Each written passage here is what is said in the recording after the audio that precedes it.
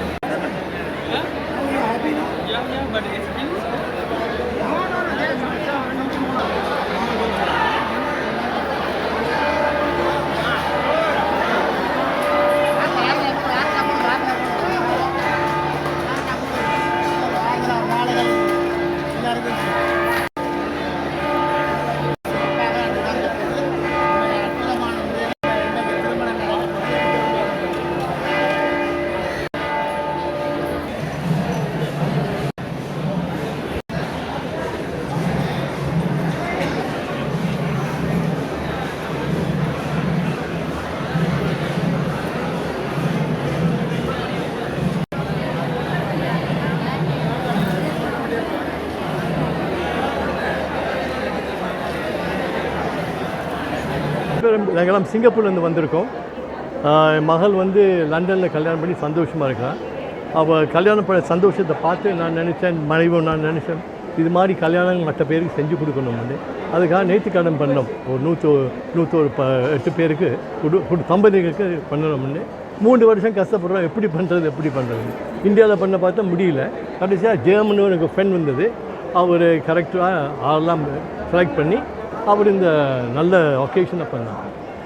இது வந்து எனக்கு ரொம்ப எங்கள் மனைவிக்கு எனக்கும் பிள்ளை ஏதாவது மூத்த மகன், அவனுக்கும் ரொம்ப திருப்தியாக இருக்குது. யாழ்ப்பாணத்தை பூர்வீகமாகவும் சிங்கப்பூரை நிரந்தர வசிப்பிடமாக கொண்ட திருமதி டிடி துரை மற்றும் சுமதினி தம்பதிகள் அவர்களுடைய புத்திரன் எல்லோரும் இங்கே வந்து சிறப்பாக செல்வச்சதனி ஆலயத்திலே நடைபெற்றிருக்கின்றது. நாங்கள் 110 பேர், முதல் 108 இருந்த நாங்கள், பிறகு 110 அது வந்தது. கடைசி நேரத்தில் இன்னும் ஒருவர் வந்தார். அப்போ அவருக்கு நாங்கள் அந்த தாலி செய்ய முடியலை. இருந்தும் இப்போது அவருக்கு மஞ்சள் கயிறு கட்டப்பட்டிருக்கிறது. அவருக்கும் அப்போ எல்லாருக்கும் 111 பேருக்கு நாங்கள் இன்றைக்கு செய்து வச்சிருக்கிறோம்.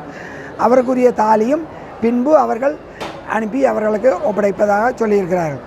அதனுடைய இந்த கல்யாணத்தை அவர்கள் இதை முந்தி இந்தியாவில் செய்வோம் என்று அங்கே இங்கே செய்வோம் என்று தான் முதல் வழிகிட்டது.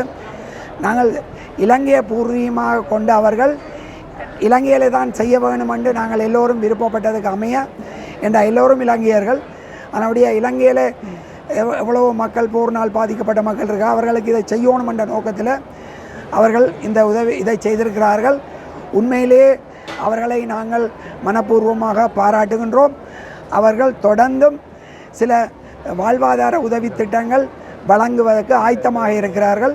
எங்களுக்கு ஆர்கனைஸ் பண்ணி செய்து தந்தது வந்து யாழ்ப்பாண டிஎஸ் சுதர்சன் தலைமையிலான இந்த டிஎஸ் மேலே எல்லாரும் சேர்ந்து எங்களுக்கு இந்த ஆக்களை செலக்ட் பண்ணி, அதாவது தகுந்த முறையில் சரியான ஆக்களை தெரிவு செய்யணுமென்றதுக்காக ஒவ்வொரு யாழ்குடாநாட்டில் இருக்கிற 15 பிரதேச செயலகங்களில் ஊடாகவும் கிராம உத்தியோகத்தர் எல்லாற்ற உதவியோடையும் தான் இந்த குடும்பங்களை நாங்கள் தெரிவு செய்து சரியான முறையிலே இந்த திருமணத்தை நிறைவேற்றக்கூடியதாக இருக்கிறது.